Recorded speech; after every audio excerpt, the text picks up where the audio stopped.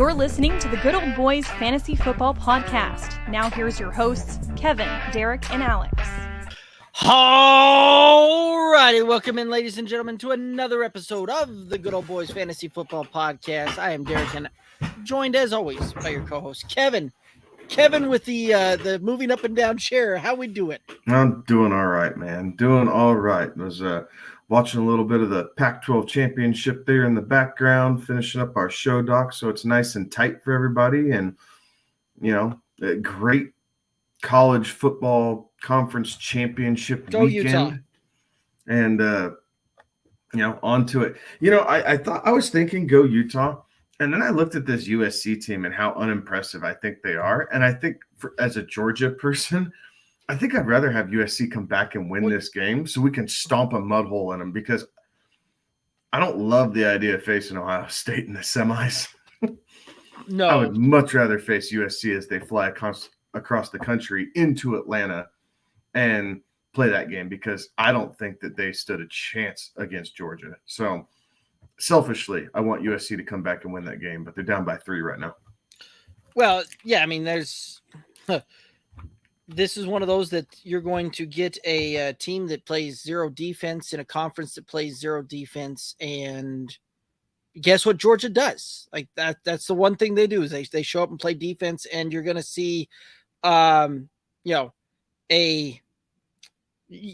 is going to be similar to what we've seen, Lincoln Riley do in the college football playoff before, where they bring in highly impressive offensive teams that face some pretty stout defenses, and all of a sudden they lose, and that's just what they do is they lose. Like, go Utah.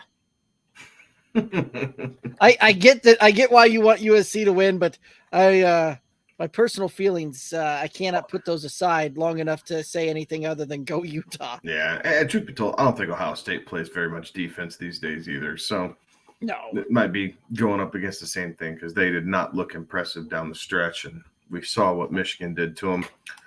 So I'm kind of hoping for the Georgia-Michigan rematch in the championship game this year, because I think that'll be a fun game. It's not going to be the high-scoring game that a lot of people want to see, but it'll be a lot of really good football, a lot of Sunday players in that game. Right. Well, and with that thing too, right? Although you did just have the Michigan back go down with a knee surgery, I believe. So their star running back will be missing there a little bit of time. But the college football playoff shaping up to be an interesting one here. So could be good. Could be one of those that 1 and 2 just roll through the semis, and we see this thing play out that way. Other college football news, you just saw them get that thing fully endorsed that they're going to see a 12-team expansion come through here in a couple of years, which I kind of like. I kind of also am sitting there going, man, how often do we see a 12 and a 1 play, and 12 actually is competitive in a game that these teams have a month to It's 12. It's 12 and 3. We'll be all right. 1 and 2 get the bye. Isn't that what it is? Well, however they set that out, because you got to have buys in there to get from 12 down to. Yeah, I guess so. You'd 12 have down to 4.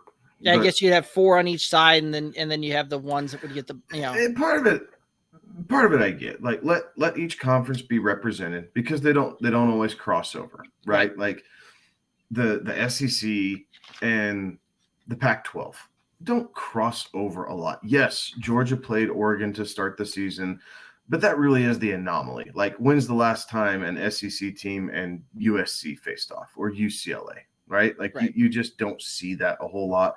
So sometimes it is hard to gauge in some people's eyes. Here we go. Or the Big Ten. The Big Ten and the SEC never play each other. Play each other.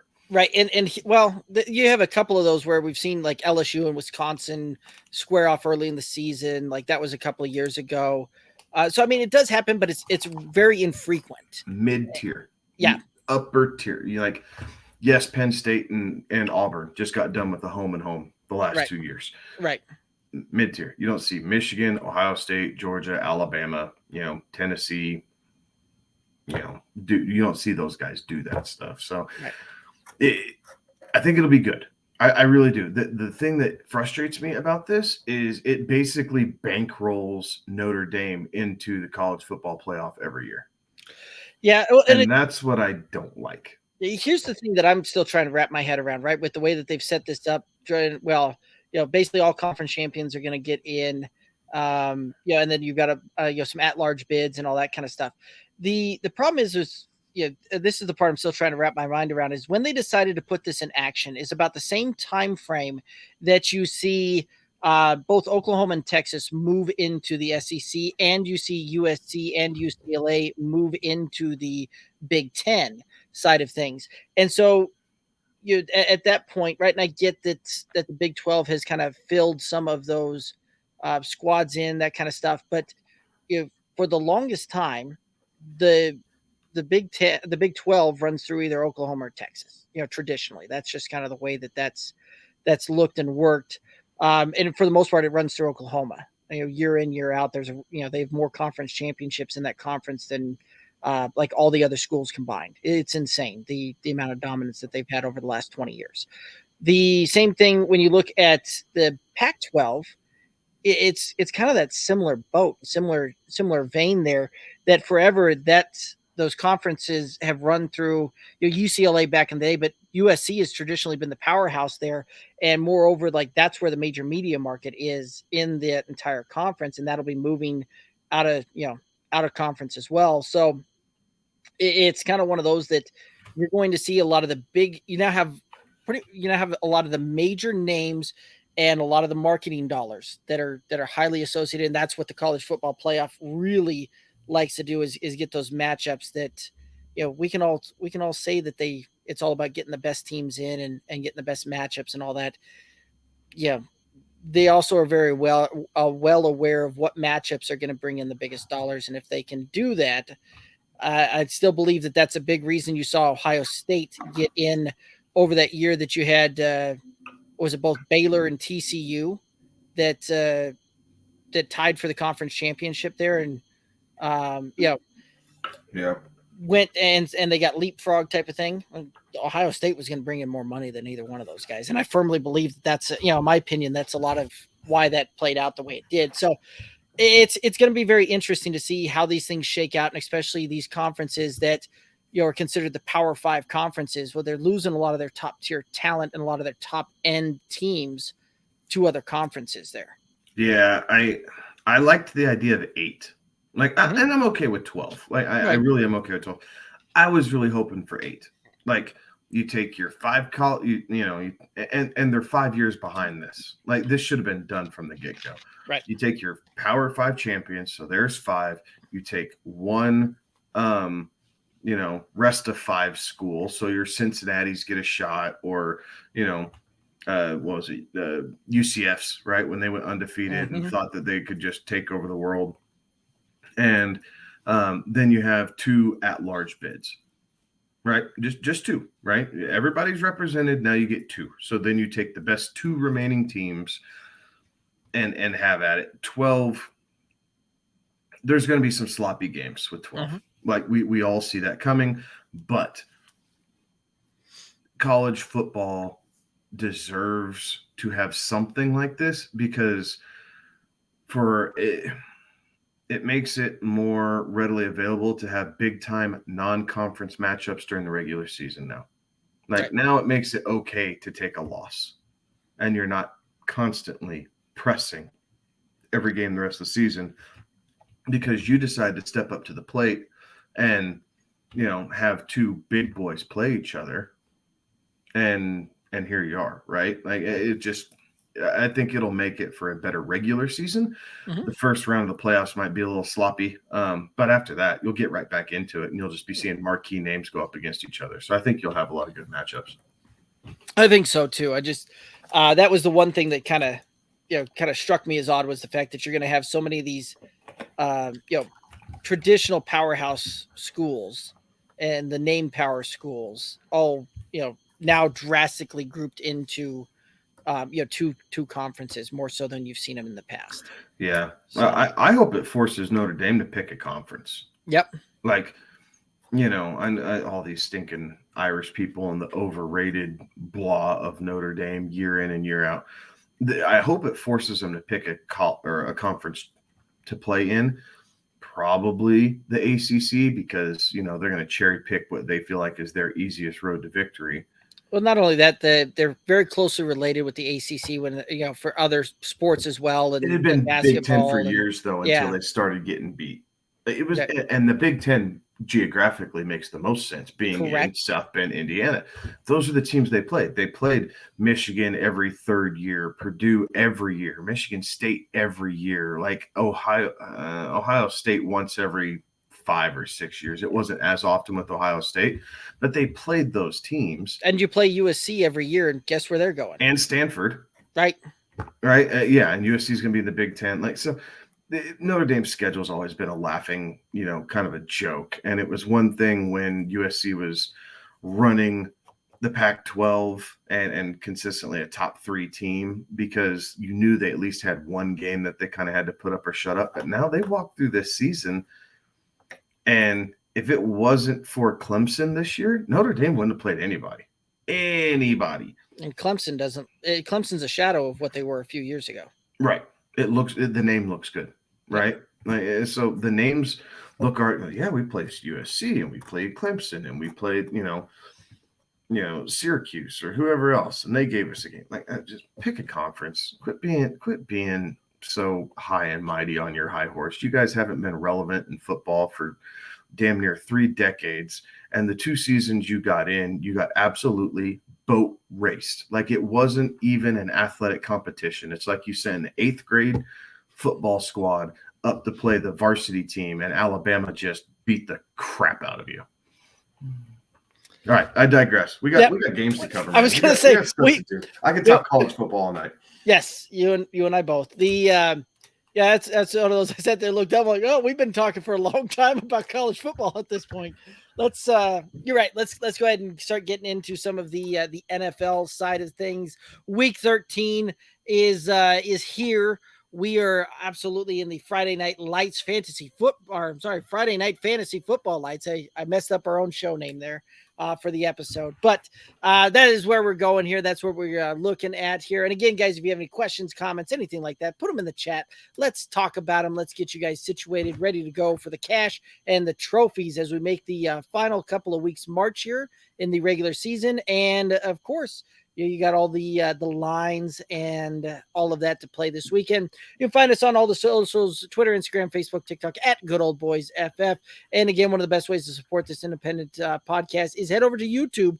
Click the subscribe button over there, the Good Old Boys Fantasy Football Podcast. You can also find it at youtube.com/at Good Old Boys FF. Anyway, let's go ahead and while we're waiting for some questions, all that good stuff to come in, let's go ahead and hit this first matchup here. And we're going to head down to Atlanta there. The Falcons are hosting the Steelers. Falcons favored by 1. Over under is 42. What are your thoughts on this one? I'm taking Pittsburgh here. I think they've been on a little bit of a roll. Got stymied a little bit in the second half against Indianapolis, but found a way to kind of pull that out. Najee says he's playing, fingers crossed. We'll see how that continues to shake out probably tomorrow. So, make sure you have your Jalen Warren, handcuff ready to go in case he can't. But I like the way Pittsburgh's been playing. So I'm going to take them, but I am going to take the over. I don't think that there's going to be quite so much defense that we're looking at a 20-21 type game. I think it's more probably 21-24, something like that. I do think we get some offense out of this game. Atlanta's kind of been the thorn in the side, right? They're not a pushover, but they're not great enough to be, kind of consistent. I guess that speaks to their 5-7 record. But they've kind of been sputtering here lately. We'll see if we can find some more offensive passing game out of Atlanta. The running game's been on point. We need some passing to go along here. But either way, it should be a pretty good game. I think that we're going to see a lot of rushing yards this game, but Kenny Pickett continues to get more comfortable. And I like what I'm seeing in his development. I think as long as the progression continues to happen, I think we have a very serviceable professional quarterback. I don't know if he's going to be elite, but I think he's going to be very serviceable. He absolutely could develop in that Derek Carr type of deal where he kind of gets, middle of the pack, better than the replacement type of guy that you could bring in. Like I think that's probably where we're going to see him project to and his trajectory take him. And really, that's what Roethlisberger was, right? Like Roethlisberger was never. He had a couple of really good seasons, but he was clutch. Roethlisberger was clutch, had a couple of good seasons, and he played to the strengths of that team. Yep. Well, if Tomlin can build Kenny Pickett into the same thing, they're set. They don't need him to be Patrick Mahomes. That's not how that city likes to see football. They want to see the steel curtain. They want to see big, bruising defensive plays, and they want to beat the Baltimore Ravens into the ground, right? Like they don't need the Showtime numbers. They know that they got to win ugly because the wins at was it Heinz Field are crazy, right? So they grimy it out, and that's okay because that's what every player there expects to do. Here's kind of a crazy thing. The Steelers are still in a point where they could pull this thing out and Mike Tomlin could still, have like 16 seasons without a losing record. Like they're still within that on this thing. I don't think they're going to do it, but it is still a mathematical possibility at this point. Is there a coach in the NFL who doesn't get the love that they deserve more than Mike Tomlin? Right. Like you talk about a guy that just kind of overlooked. And part of that, I think, has to do with the fact of the era that he plays in, right? Like they play a very heavy defensive deal. Like that's how that team's built. He's playing in the same era as Belichick, who's been there around roughly, about the same time frame, but has 7 Super Bowls to show for it. And in a league that is so offensive minded and so, the Shanahans, the LaFleurs, the McVays, like they get the attention on that one. The Andy Reids get the attention on that one far more than Tomlin, who just kind of grinds it out. But very impressive Hall of Fame caliber coach and resume that he's putting together there. Yeah, I hope to see a 30 for 30 on the Killer Bees one day. Yeah, that would be a good one. I would really like to see and understand how Mike Tomlin kept that group of personalities together between AB and Le'Veon Bell and Ben Roethlisberger when he was not necessarily making the greatest decisions off the field, and the job that Mike Tomlin did, because I would be absolutely fascinated to get accounts and recounts of the locker rooms and what actually was going on there and how Tomlin did such a great job, because he will never get enough credit for keeping everybody happy in that locker room for those 4, 5, 6 seasons where they were all together. Right. So I like where you're going with that, with the Steelers, all of that. This is an interesting one, right? When you look at some of these things and some of the trends and some of the splits, Atlanta 4-2 at home this season, and straight up win-loss record, right? They're actually, getting a point here is very tempting when you look at that thing, because the Steelers are 2-4 on the road, right? So this is one of those that you look at some of these things, you look at that home road split and you go, oh man, like this is Atlanta tends to win at home. The Steelers don't play well on the road. Let you lean that way. I'm taking the Steelers though, because the 2-4, those 2 wins out of the Steelers were with TJ Watt in the lineup. All 4 of those losses came without TJ Watt in there. And the Steelers overall have an amazing win record with TJ Watt in the lineup. He's going to play. I'm taking Pittsburgh to win this thing. I do like the over on this one. You hit the nail on the head earlier. Like I don't see this being a defensive struggle. Atlanta does enough to keep points up and keep things going. I think the Pittsburgh Steelers are going to do that as well. I see this being a mid-20 score game for both teams putting that up. I think we're closer to 50 than we are to 40 on this one. So I'm going to take the over. Prop I really like, Deontay Johnson under 55.5 receiving yards. Yeah, and to kind of go along with that, I have George Pickens over 3.5 receptions. Kenny Pickett loves looking his way. Typically, you get one kind of acrobatic catch, but again, another young player for that team that just continues to develop for him. So I think he sees 4 or more. I like it. Jaden, welcome into the chat, Jaden. He's thinking that the Steelers are going to smoke them. I don't know about a smoke show on that one, but I think that they will certainly win. I like that. I like your thought, though, Jaden.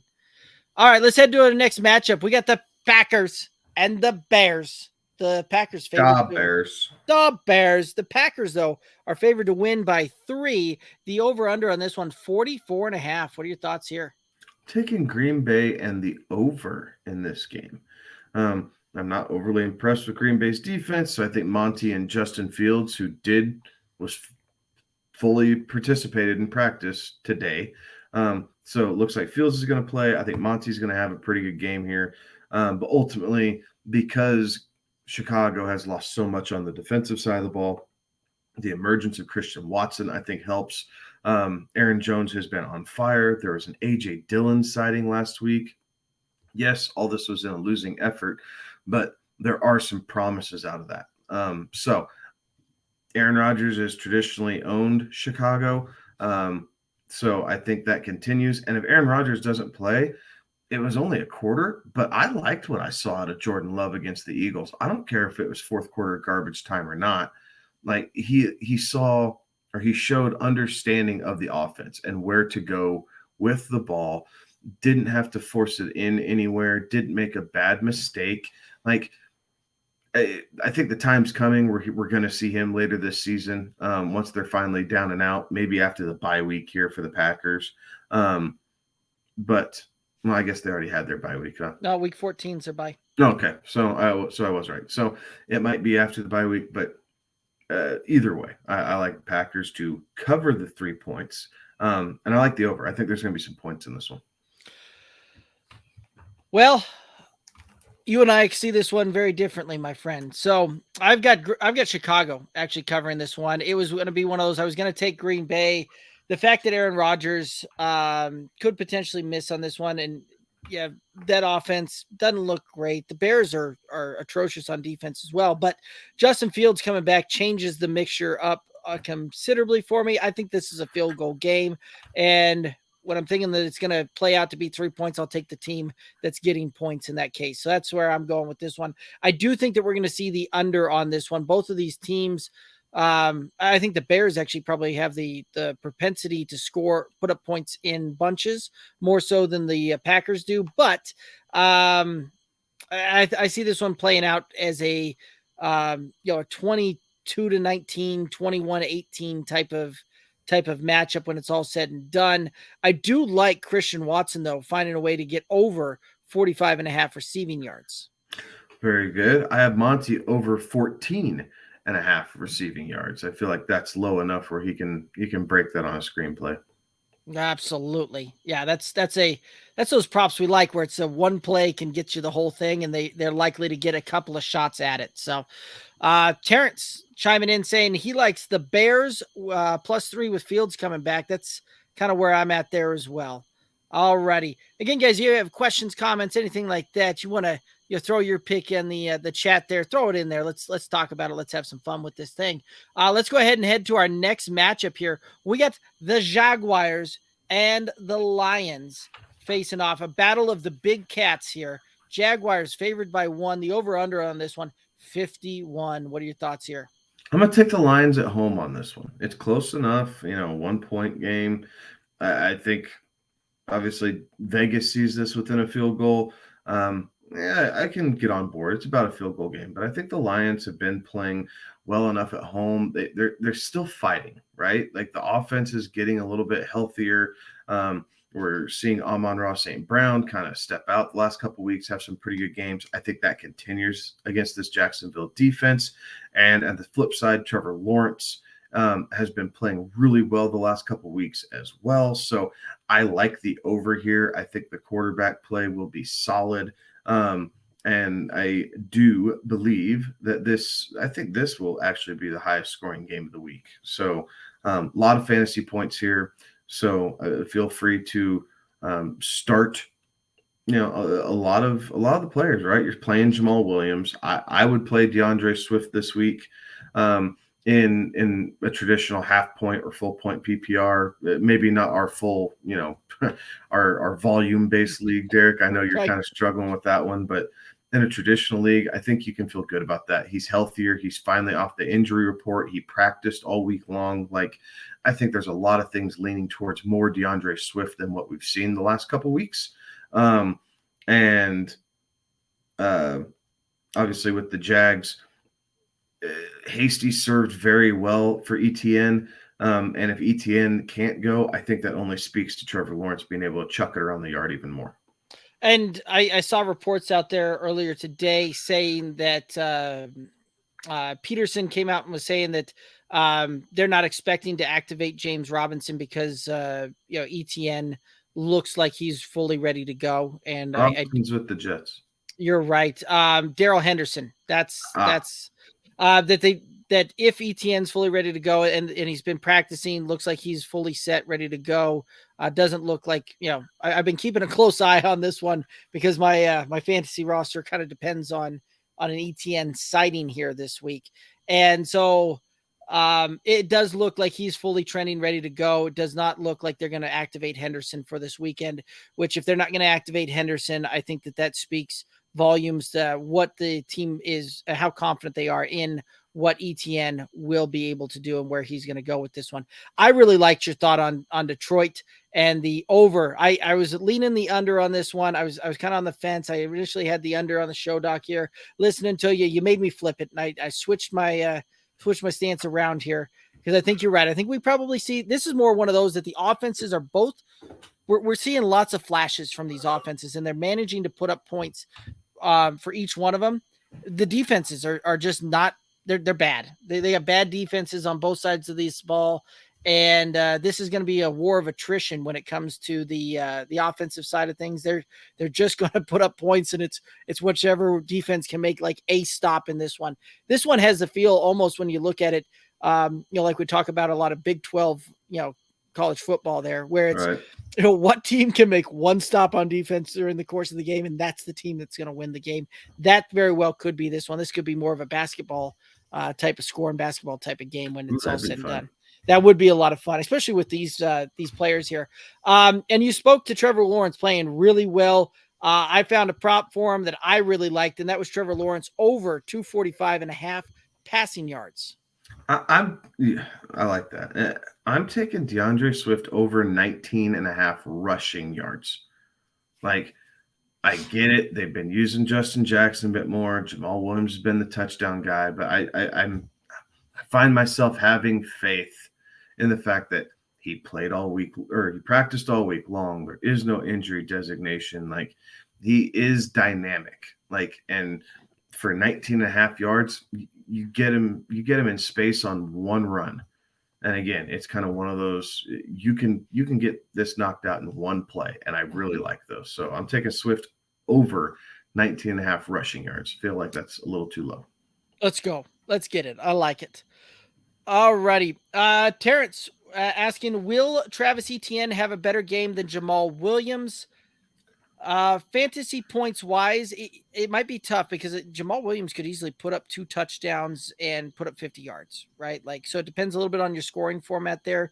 I think Etienne will have more volume when it's all said and done. I think that he probably gets close to 70 to 80 yards on the ground and probably sneaks in for a touchdown with maybe, another 10 to 20 yards through the air. So points wise, I think these guys are going to be pretty close to each other when it's all said and done.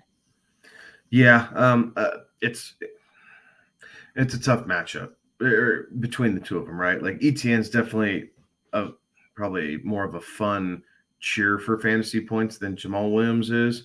But I tell you what, with the way both of these defenses are kind of like Swiss cheese, I think Jamal Williams is the answer. And I think you tagged it, Derek. It's the touchdowns, right? Like, yes, I think Swift's going to be more involved, but Jamal Williams has been crazy efficient with touchdowns this year.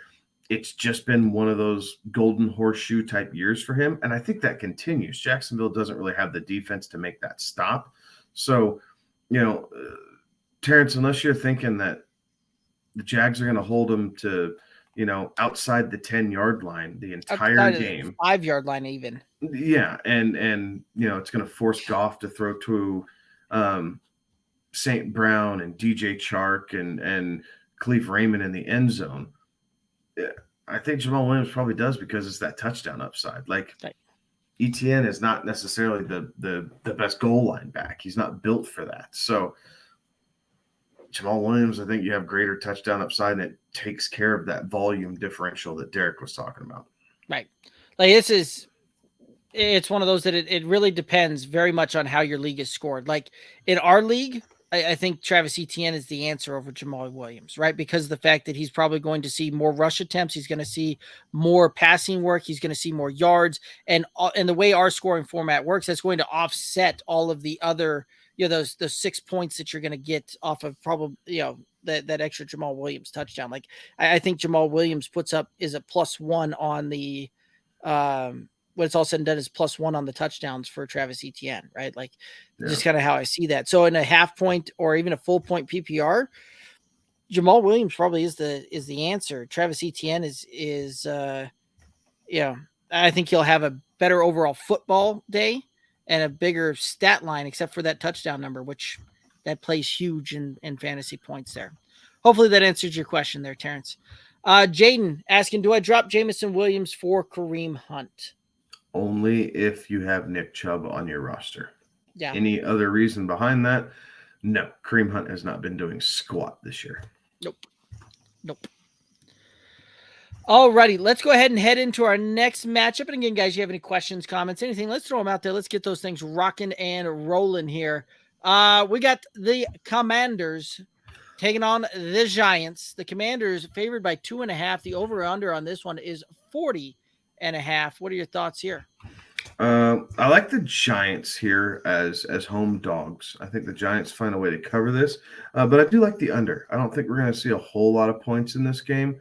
Kind of that traditional, maybe a little bit more old school slobber knocker type game. The Commanders defense has been playing much better here the past couple weeks. I think the Giants defense is coming along, right? They got exposed a little bit against Dallas and against Detroit, but I do think they find a way to bounce back here and tighten up. I like it. I am gonna go with Washington though. Washington is has basically won all of their games this year with Taylor Heineke under center. I think they're 6-0-1 is the against the spread with Heineke under center there. And so I'm going to take that's where I'm going to go. I'm going to take the Commanders to cover this thing and just get behind Heineke and the Heineke magic there where he just seems to cover. This one does feel very much like a field goal kind of game when it all comes down to it. And I think this could be one of those whoever has the ball last will win. And I'm just hoping that that's going to be the Commanders make a little drive and put up a field goal at the as time expires. That being said, I do think that this is a low scoring game. Like this is one of those that could very easily see this be a 20-17 type of matchup when it's all said and done. That also being said, one of the lower scoring games, I don't see a ton of offense coming out of this one. I'm going to take Taylor Heineke to go under 212.5 passing yards. I'm taking Saquon under 71.5 rushing yards. He's been fading slightly here down the stretch, which is surprising because the Giants have less and less offensive weaponry around them.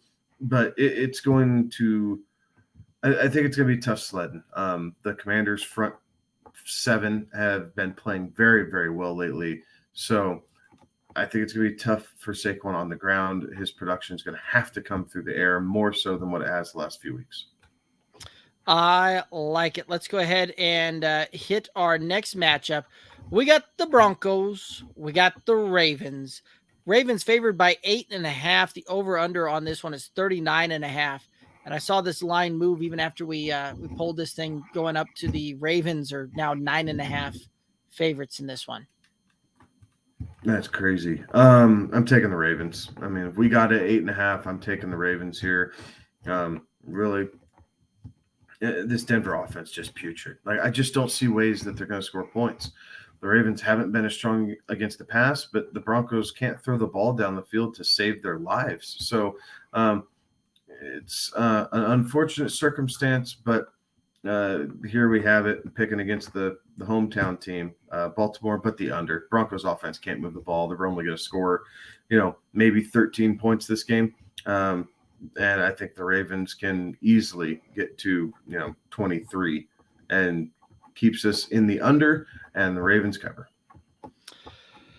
Yeah, as much as it pains me to say that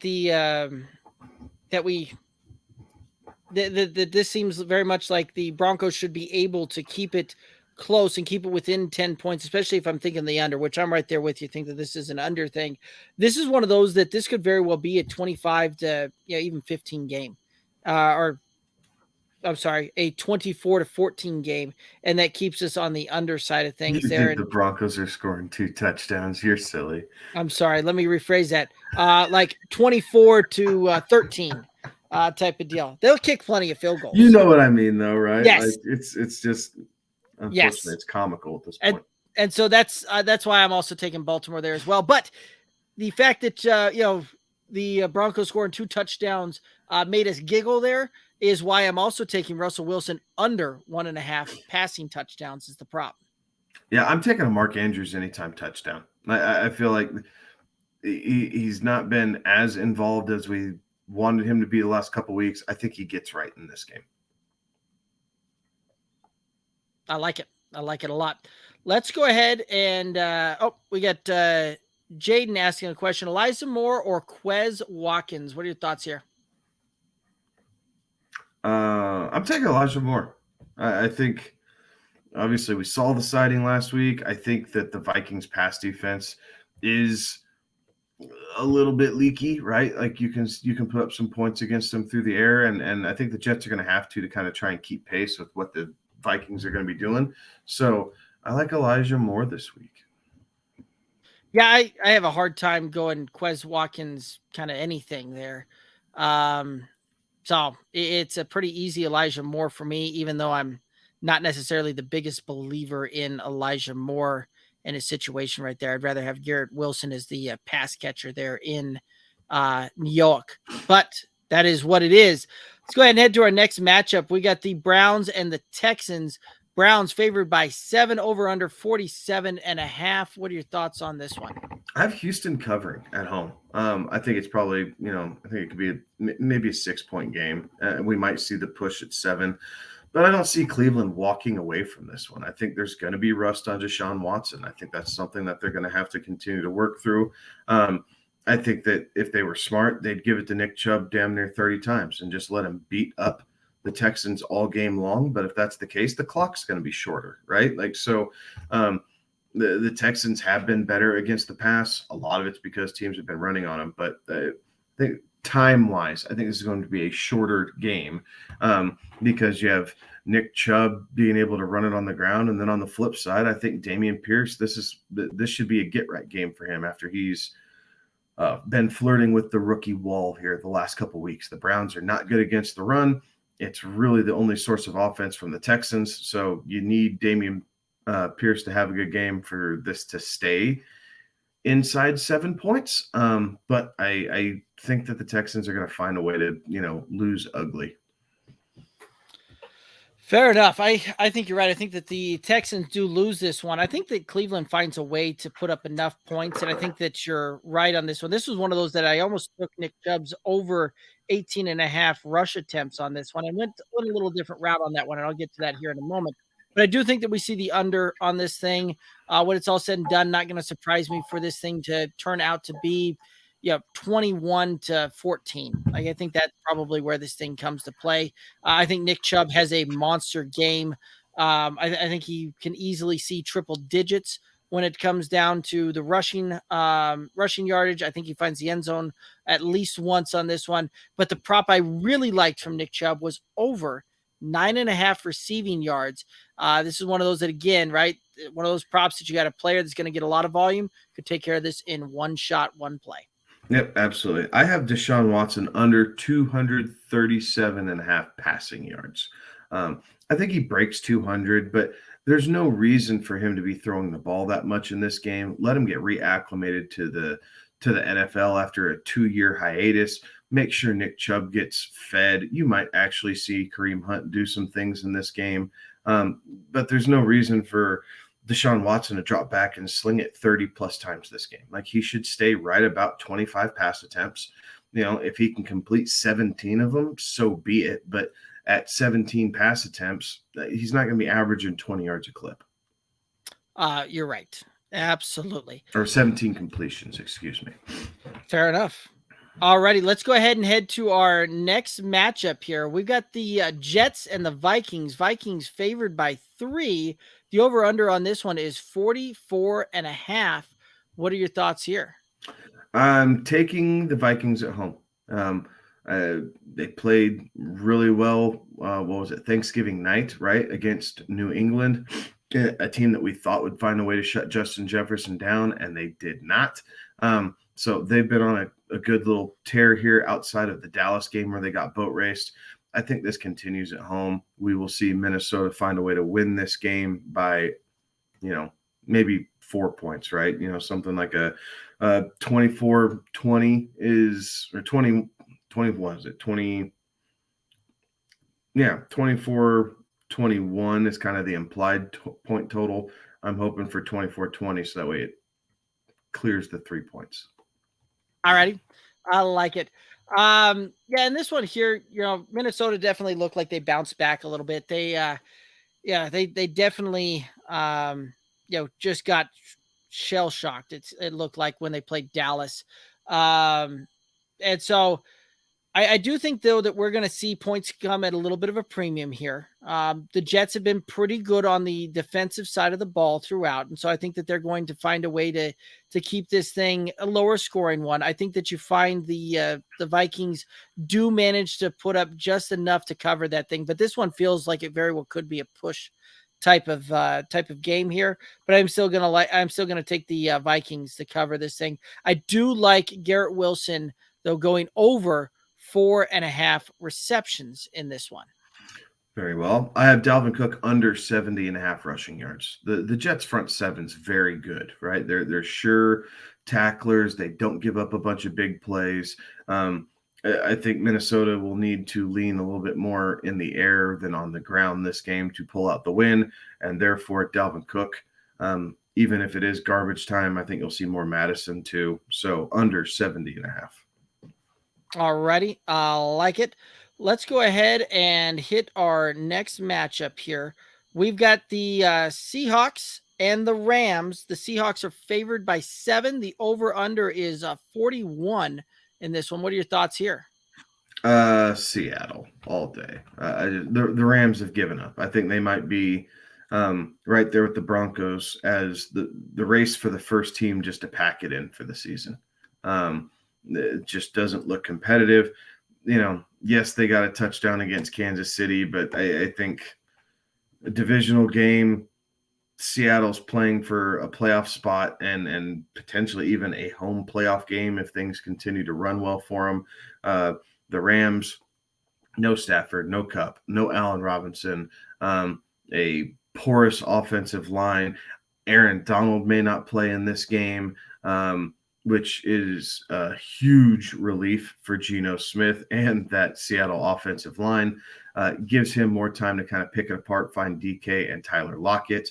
And you don't have anyone swallowing up giant holes in the middle of the field for Kenneth Walker. So all things point towards Seattle. So I'm going to say they cover, but the under. I don't see a whole lot of points coming from LA on this side of things. So, you could be looking at like a 24-10 type game for Seattle, and you're still well under the total of 41.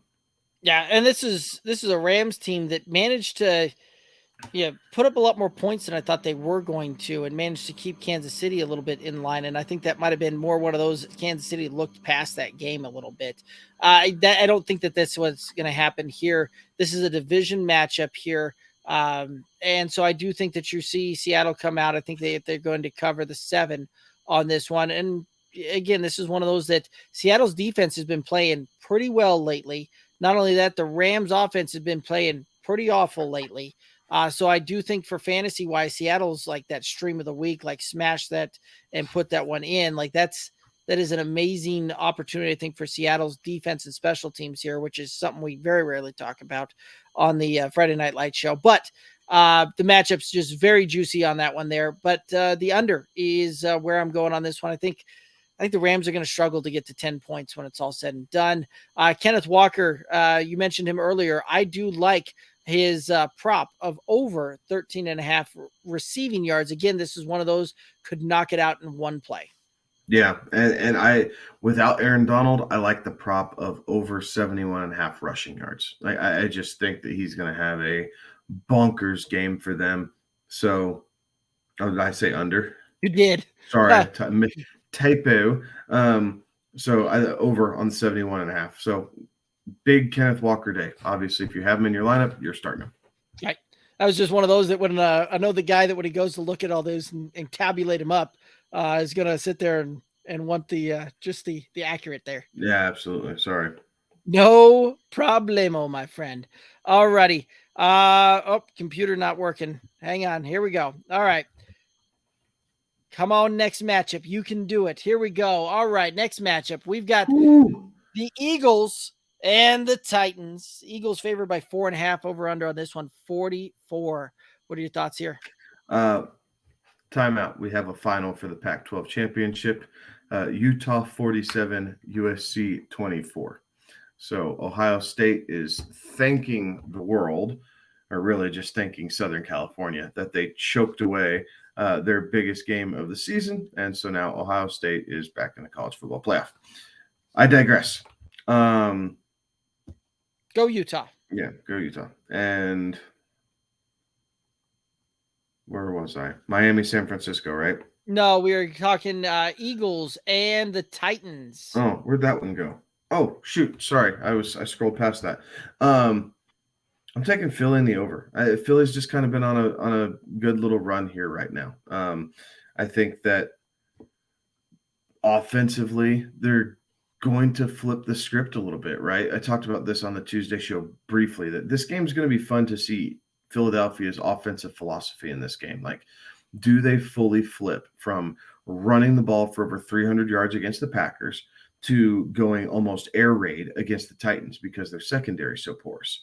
So this game, I think, will be a lot of fun. It helps that the Eagles are at home. Obviously, Tennessee's not nearly as dominant on the road as they have been at home. So I like the Eagles. I like the plus 4.5. Yeah, and this is one of those too, right? This is, we always talk about revenge games as being, a plus thing when it comes to fantasy, all of that. Bit of a revenge game here. You got A.J. Brown going up against his former team here. And you know that he's wanting to show him why he was worth that big contract once he got to Philadelphia. So I think you're right. This very well could be one of those that, they do some play action pass early up and over the top, and A.J. Brown gets to show his former team what they're missing with him, not on the roster anymore. I do like Philly to cover. I do like the over on this one. I do think that we're going to see a fair bit of points on this one. The real question is going to be Derrick Henry is one of the lowest yards before contact running backs in the NFL. And that has been kind of the secret to bottling him up.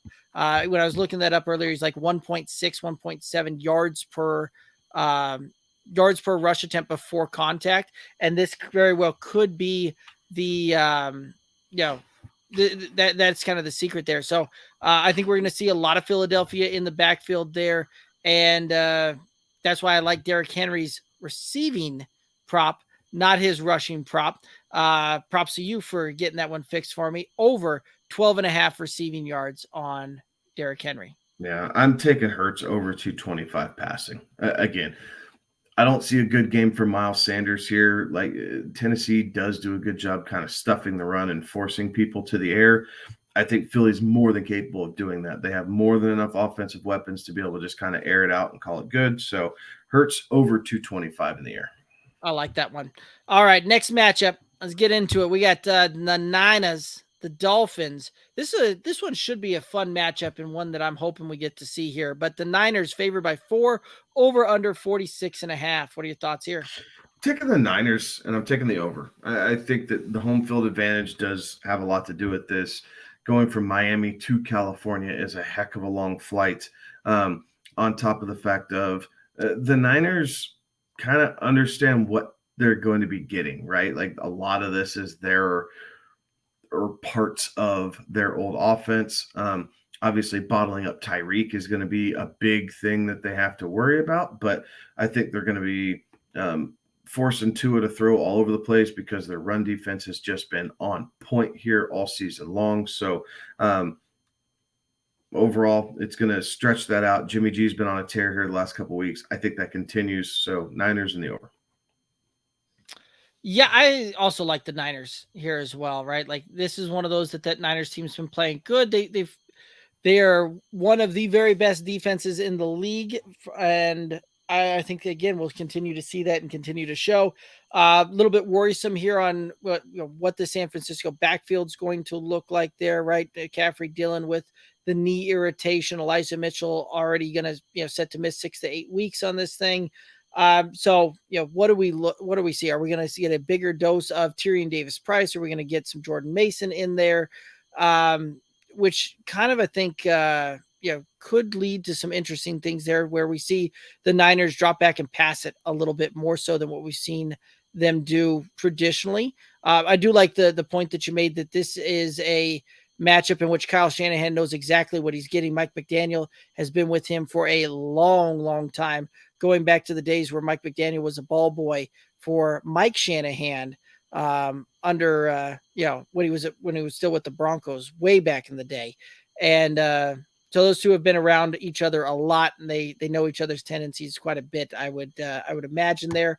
I do think we're going to see enough points in this thing where we see the over. I am going to take Tua though to put up over 265.5 passing yards. Very well. I'm taking Kittle to go over 45.5 receiving yards. I think we're going to see him be able to put up closer to 60 here this game, maybe even fall in the end zone for the rare George Kittle touchdown. But I do think he has a pretty productive game. Yeah, I could absolutely see that one. This is a matchup that I can't wait to see. And Kansas City, the Bengals, the Chiefs are favored by 2, and the over-under is 53. What are your thoughts here? Terry, I see your question here. It's going to tie in with what I'm kind of talking about. I see Kansas City winning this game. I think we find the under. I don't know that Kansas City just doesn't – they toy with people, right? And I think – and my emotions. Yeah, I think Cincinnati's a team that they're going to, come out and toy with here a little bit. So I think the under, but I think Kansas City comes out and wins this game by a field goal. Joe Mixon, I'm officially worried about Joe Mixon. He has not cleared concussion protocol yet. So you need to have Samaje Perine on speed dial for your roster to be able to make that adjustment. Obviously, there's still tomorrow where he can finally get cleared. I'm not worried about the lack of practice time per se, but I do think it might lead to more of a split carry type situation in this game. So it puts Perine in a flex and it drops Mixon from, RB1, RB2 territory to a kind of a flex spot as well if you're, looking at it for DFS purposes. So not loving Mixon this week, even though Kansas City will give it up on the ground. If he can't go, I do like Samaje Perine because he'll see all the volume incoming from there. But I think Kansas City's passing attack is going to be a little bit more than Cincinnati's passing attack in this game.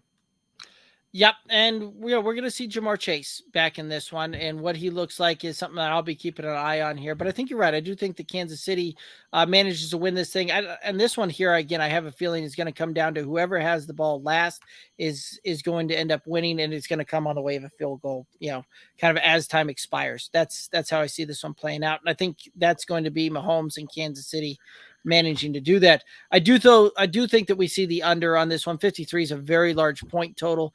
And when I kept kind of playing this one through and kept going through it, this is one of those that I see this being almost a 27 to 24 matchup when it's all said and done. So just on the under, but it's still a decently high scoring affair here.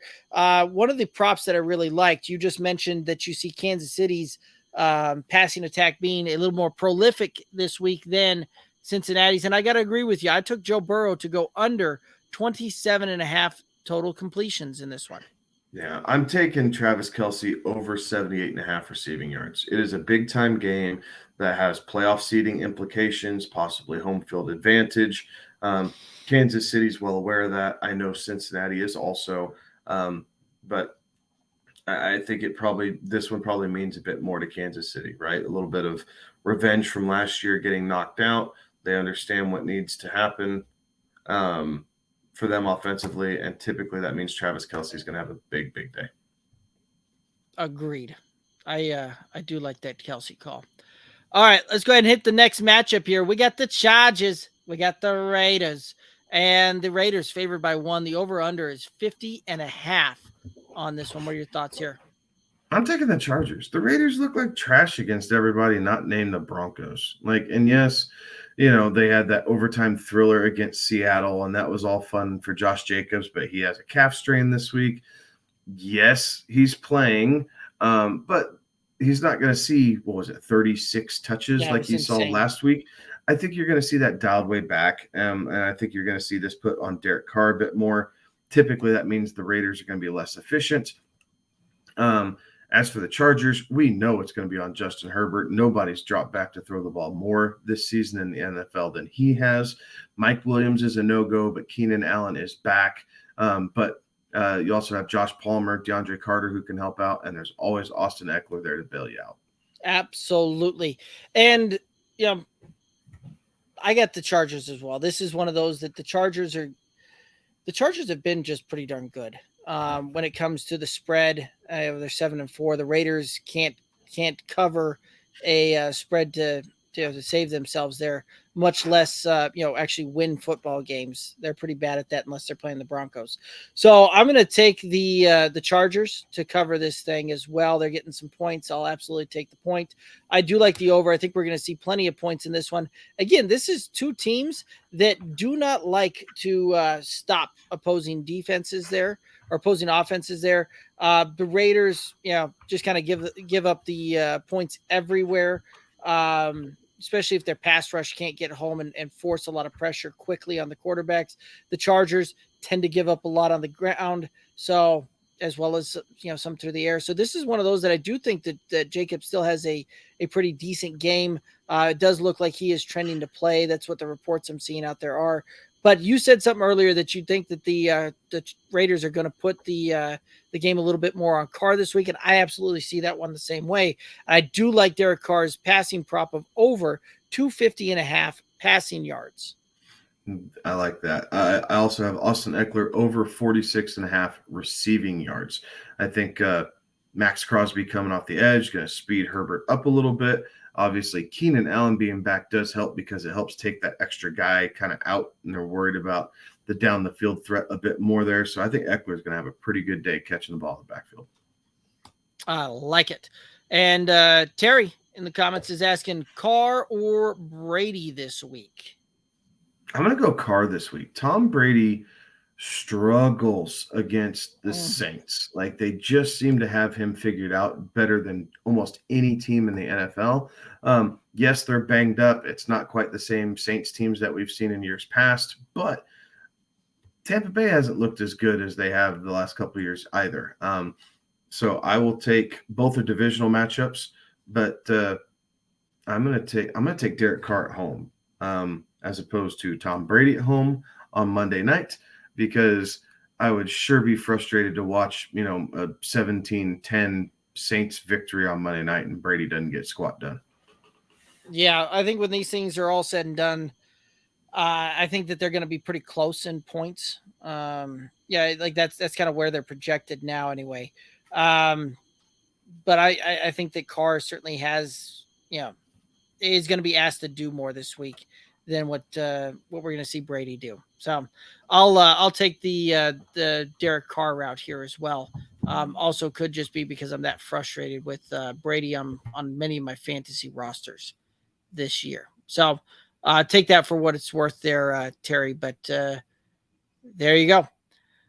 All righty, let's go ahead and head to our next matchup here. We got the Colts. We got the Cowboys. Cowboys favored by 10.5. The over-under is 44.5. What are your thoughts here? It's a big number. I liked it better without the hook when it opened, but I'm going to take Dallas to cover this. The Colts just have not looked good. Cowboys have gotten to the quarterback more than any team in the NFL this year. Defense under Dan Quinn has just been lights out, and the offense sure seems to be clicking right now. So I'm going to take the Cowboys in prime time to make this kind of an ugly one for NBC as they beat up on the Colts. Right. I'm never a huge fan of taking those double-digit spreads on this one. But, yeah, the way that we've seen the Colts play, I think you almost have to, right? Like, this is one of those that Dallas can hurt you in a multitude of ways. And the Colts are going to have to pick the poison on how they want to try and play defense in this game. Are you going to let Zeke and Tony Pollard kind of run roughshod all over you? Are they going to let Dak and CeeDee Lamb kind of pick you apart going down the field? And I don't know that the Colts have an answer for it defensively here as well. And the Cowboys have been really, really good. Defensively, they tend to give up the yards a little bit more so on the ground. But yeah, again, we're gonna see this as a Colts team that is very prone to turning the ball over, and a very opportunistic Dallas defense, not as prolific at turning the ball over as they were last year, but still a good unit when it comes to that. So I'm going to take Dallas to cover that. I do like the over. I think this is one of those that we could see Dallas put up 25 to 30 points by themselves on this one, and you see the Colts limp along and put up just enough to get to the over on this one here as well. So I've got when it comes to a prop, right? I just mentioned that the Colts love to turn the ball over, and there's a guy on the under center that really likes to. I'm going to take Matt Ryan over 0.5 INTs in this game. I like that. I'm taking Dalton Schultz over 37.5 receiving yards. Yeah, I like that one too. I forgot to mention him in the pick your poison part, but they'll absolutely let have Dalton Schultz marching down the field a few times there. I think that's an easy hit. Terry asking, who are y'all's top 3 QB performers for this week? Mahomes, Hurts, and I think it's going to be, I kind of think it's going to be Trevor Lawrence.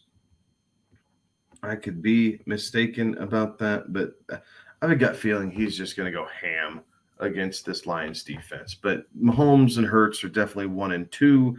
And then I think Lawrence finds a way to sneak up there and put together a really good performance. Yeah, he certainly has the capability of that one. And for me, it kind of comes down to Trevor Lawrence or Joe Burrow. Like I could see both of those guys having a good game when it's all said and done there. Yeah, it could be Burrow just because. But those are like 1, 2, 3, 4, right? And and if you want to tell me it's Trevor Lawrence over Burrow, I'm not going to argue with you on that one. Like it's a coin flip for me at that point. I'd probably lean the Joe Burrow route just from the standpoint that we've seen him do it at that high of a level multiple times this season. Whereas Trevor Lawrence looks like he's on the cusp of getting that done, but we haven't necessarily seen that massive output from him yet to get up there. So that could be one. And Justin Herbert's also in the top 5 there as well, right? Plus matchup. So Terry, I'll do you one better. There's my 1, 2, 3, 4, 5 for you. And you're saying, and Terry's saying that he's got Lawrence, Herbert, Fields in his opinion. So I'm not going to argue with you. Fields has certainly, done enough to showcase that he can absolutely be a top 3 quarterback any week and can get it done with his legs. Absolutely. Cool. All righty, let's head on over into the Monday night foosball game here. We got the Saints. We got the Buccaneers. Bucks are favored by 3.5. Over under in this one, 40.5. What are your thoughts here? I'm taking the Bucks. I don't know that I necessarily love this with the way that they've been playing lately, but I'm going to take the Bucks at home, prime time. They don't want to get embarrassed, but I do see this being an under. I think there's going to be a pretty low-scoring game. Neither team has been overly efficient offensively, and I do think that kind of carries over. So you might see something that's, 17, 20 to 16, maybe something like that we stay on the underside, but I do think Tampa Bay finds a way to win by 4. Yeah, when I was doing this one out, I saw this being a 21-17 game when it was all said and done in favor of the Bucs. Like, it was the two scenarios I kept playing out. It was most commonly kept coming up 14-10 or 21-17, both of them in favor of the Bucs. Like, this is not going to be a wild affair down in Tampa Bay. I think this is going to be a close scoring affair, one in which if you're good for a defensive type of matchup there, you might see some decent defense in this game, but offense, I think you're going to be lacking. So I'm also taking the under. One of the props I really liked was Chris Olave going over 57.5 receiving yards. I think that he finds a way to get it done, and the Saints find a way to feed him probably 5 or 6 times in this game, just getting him to the over and potentially falling into the end zone for a touchdown. Fair enough. I'm taking a Jawan Johnson anytime touchdown. A little bit of a dark horse. I really like the odds on it, though. I was getting like plus 415. So it's more so for the return on it. I know it's a long shot, but I got some ground to make up here in the player props anyway. So I'm taking a Jawan Johnson anytime touchdown. I like it. Terry saying that he appreciates it, and good takes. We appreciate you, appreciating us there, Terry. We appreciate you appreciating us. So there's a lot of appreciation going around there. Anyway, I digress. Alrighty, guys. Well, I do believe that that's going to take us down here to the end of it. If we have any questions, comments, anything like that, let's throw them in the chat as we're getting ready to wind down here and call it a night. And while we're doing that, Kevin, what final thoughts do you have out there for the viewers and listeners? Enjoy football tomorrow. I know we don't talk a whole lot of college. We started the show with a lot of college talk, but there's going to be a lot of really good football on tomorrow, or at least entertaining football, that a lot of Sunday players, right? Now is when you start paying attention. If you haven't all year long, start paying attention. They'll be talking about these guys a lot. That'll be playing Sundays next year, guys that you might want, guys that we're going to be covering in our, draft breakdowns and everything else. But conference championship games are always fun to watch. They're always a lot of high energy. And as far as the NFL game goes, fantasy-wise, it's put up or shut up time, right? Like we've been saying it, we're down to it. Some people's playoffs start next week. Most, I believe, start week 15 now with the extension of the season. But either way, that gives you 1 to 2 weeks left to kind of make sure that you are in the playoffs and at least have the puncher's chance for a championship. And then once you get there, we will, as always, continue to guide you best we can for those cash and trophies. Bring them on home, boys. You are right. It is crunch time. It is go time. Whatever sports coach talk I can put here, insert here for it. 1,000%. Absolutely. Let's go get it. And you can, if you have questions, anything like that, hit us up on the socials, Twitter, Instagram, Facebook, TikTok at Good Old Boys FF. And again, best way to support this independent podcast is to go over to the YouTubes, the Good Old Boys Fantasy Football Podcast YouTube channel. Click that subscribe button. You can also find it youtube.com/@GoodOldBoysFF. Also, if you're more of a Twitch person, we've got you covered over there as well. It's Good Old Boys FF on Twitch, and we stream the show right alongside over there every time we go live, which is Tuesdays, Friday nights, 11 p.m. Eastern. Well, guys, I do believe that that's going to do it for us. Again, any of those questions, hit us up. He's Kevin. I'm Derek. Have a good one. Be safe. Toodaloos.